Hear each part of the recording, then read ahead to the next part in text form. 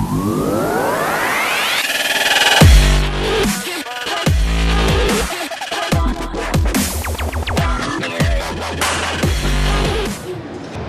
everyone, if you don't know who this guy is, you need to play more 3DS games.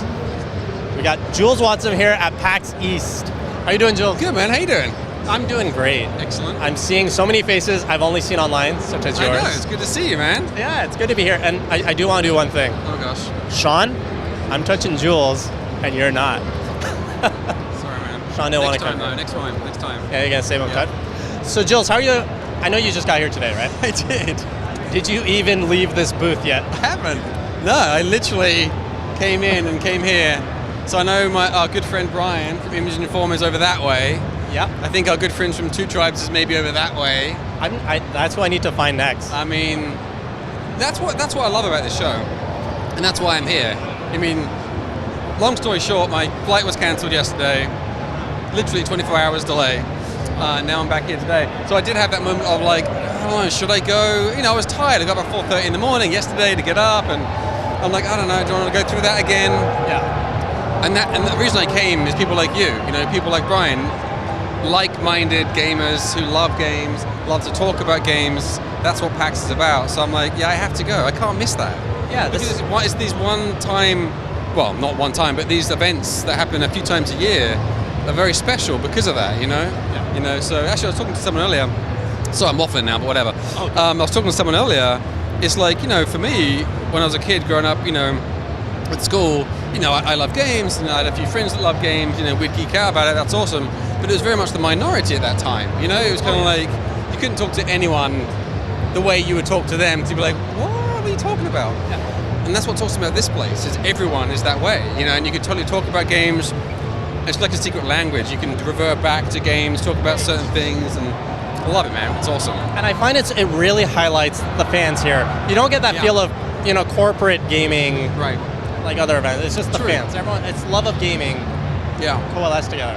Yeah, I've always been surprised at how, you know, like in theory, right? You're going to go to a show, you're going to put your game there, you're going to let the public in. That is terrifying. It's a terrifying concept. Why would you do that?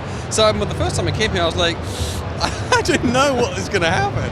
But it's amazing how awesome everyone is. They come up, they're happy to see your game, they're happy to talk to you about your game. Everyone's really polite and nice. It's an awesome thing to discover that's the way it is. You know, and because my fears, thankfully, were very wrong. So, when was that? When was your first PAX, and what did you bring here? Good question. I guess it was a couple of years ago. Actually, PAX Prime, I think it was the first one I went to. And I stole a monitor away from Nicholas. So they had a booth. I think it was part of the Indie Mega booth, yeah, in PAX Prime in Seattle. And they very kindly let me borrow their monitor occasionally. And I had Mudds Deluxe Wii U then. Wii U? Was it Wii U? I don't think so. No, definitely wasn't Wii U. No, it was Wii. Hang on, was it Wii? Or was it PC? Hang on, let me think. Maybe it was PC. Yeah, because I saw Dan Edelman there from Nintendo. Oh, yeah. And he's like, that should be in the Wii. I'm like, you're right. And now it is. There you go, history in the Yes, making. exactly. So it was PC. Anyway, so that was the first time. All right. That was in Seattle. And then I came here, and I love this one because it's all in one place. You know, like PAX Prime is cool, but it's crazy. I don't know if you've been there, but... This is my first PAX, actually, ever. Seattle's awesome, but PAX Prime's crazy. You have different floors and different buildings. It's a mess, dude. So it's really hard to kind of find where you're going. This is nice because, like, boom, one floor. There you go. It's like mosh pit. Yeah. Just, it's great. So I don't know, it's nice. It's nice that way. It's a little bit smaller, but it's awesome. And Boston's a great town, so it's nice to be here. Yeah. I'm discovering a ton of good things here. Yeah. And like, how you have all your games in the center, and then like on the ledge, you want to eat, you go out, you go on the top. You want to go to your panels, you get out of here, you go to the top. Yeah, it's amazing. Yeah. All right, so are you... we have this here this year. Yeah, this is what you were bringing in. Xeodrifter. Yeah, that game. It's a pretty good game. Yeah, I like that. Thank you. You want to do a little promo bit on that? Some 3DS. It's a 3DS. And, Steam. Actually, we're now bringing it to PS4 and Vita. Not that you guys care about that, but... we're all gamers. Come on. Right? I'm happy that came out, man. I mean, it came on the 3DS, in December 11th. Okay. Yeah. And it's a weird whirlwind project. It's like 5 months of awesome insanity. I did a dev diary on Go Nintendo. Yeah. So you can follow that. And yeah, it was fun, man. It turned out good. I like it. How did that meet your expectations? Like, this was a little side project, wasn't it? Yes and no. You know, it was I mean, I did a post-mortem on Gama Sutra, which kind of forced me to think about what the hell happened there, you know, which is always very, you know, cathartic. You know, it was a weird mixture of pure passion and business. It's kind of a weird thing. You know, we needed to get something done. We wanted to release something last year before the end of the year ended so we can get some money, you know? I mean, unfortunately, the reality is we need to get some money. And we were like, hey, let's design a 3-month project that would fit in that, and let's do that. Long story short, you know, we completely failed in that regard. It took 5 months, which isn't very long, but it's almost double our original, you know, projections. So it's kind of major in the grand scheme of things.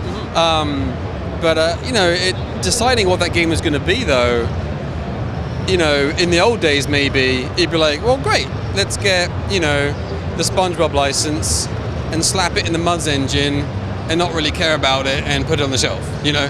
You know, but we didn't do that. Well, because we can't, for one. But we wouldn't want it for number two. So it's like, all right, what can we design that will fit in that time?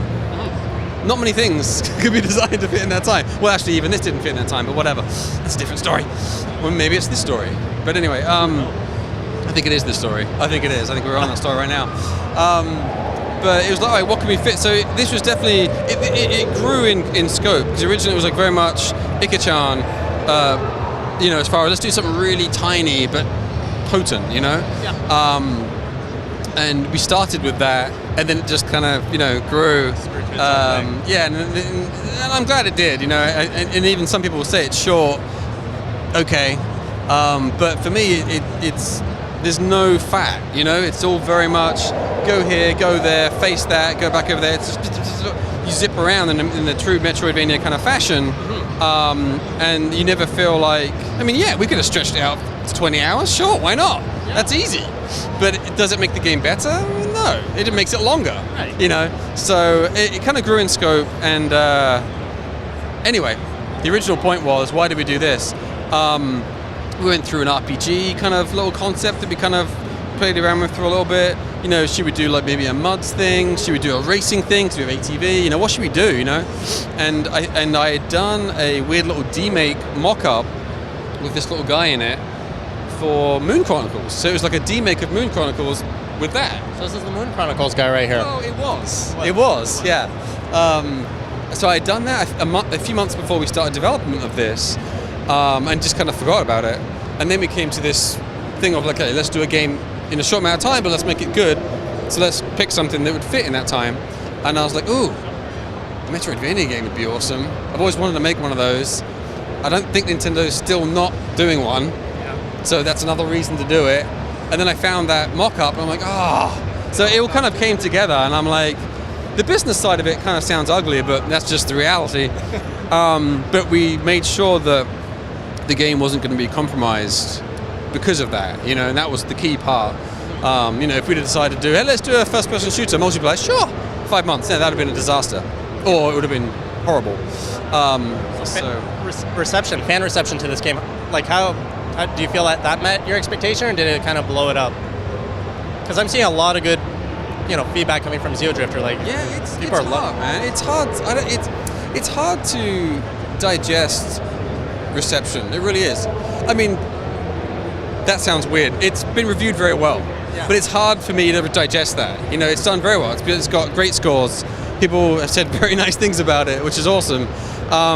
So, you know, it definitely exceeded that, you know, but at the same time, you're making it and you want it to be excellent. Otherwise, you wouldn't be making it, right? You're your own worst critic, right? Exactly. Just with anything. So it's a very complex thing because you want it to be awesome. You think maybe you've achieved that, but you have no idea. You push it out. Someone says it is awesome. You're like, nah, I don't believe you. Could be better. So it's like, it's weird. I think it's human nature.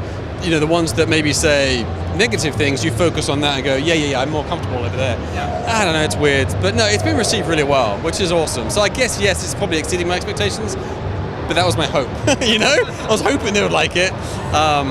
So I hope you weren't making a game that's like, I hope they hate this. Everyone's gonna hate this. But it was fun. I think we made some pretty bold decisions as far as it does not hold your hand. You know, it literally, it just dumps you in. Have luck. You know, good luck. Yeah. Have fun with that.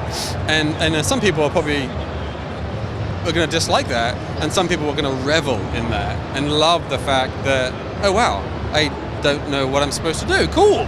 I will figure that out. Yeah. And for me, what I like about that as a gamer, if I was playing it as an outside perspective, if someone else had made it, what I like about that quality is, for me, that's the story.